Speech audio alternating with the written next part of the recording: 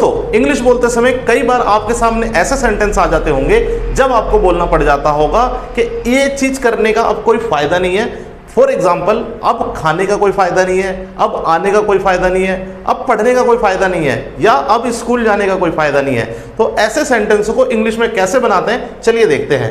यहां पे मैंने आपके लिए स्ट्रक्चर लिख दिया है। सबसे पहले आपको लिखना है it is no use of. It is no use का it is no use of का मतलब होता है अब बोलने का अब कोई काम करने का फायदा नहीं है। ठीक है, फॉर एग्जाम्पल मैंने यहाँ पे एक सेंटेंस लिखा हुआ है अब बोलने का कोई फायदा नहीं है, तो इसको बनाने के लिए it is no use of. अब किस चीज का फायदा नहीं है वो आगे बताते हैं। तो सबसे पहले लिखेंगे it is no use of.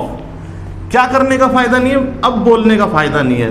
It is no use of speaking, यानी वर्ब स्पीक है यहाँ पे वर्ब, और स्पीक लगा के आईएनजी लगाया स्पीकिंग। ठीक है, और ऑब्जेक्ट, अगर कोई ऑब्जेक्ट होता तो इस केस में ऑब्जेक्ट कुछ नहीं है, तो ये जो अब है इसको हम एंड में लिख सकते हैं। It is no use of speaking now, अब बोलने का कोई फायदा नहीं है।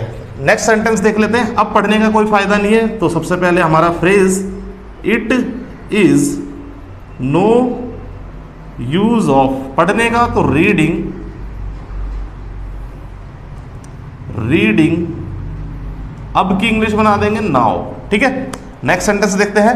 अब आने का कोई फायदा नहीं है। It is no use of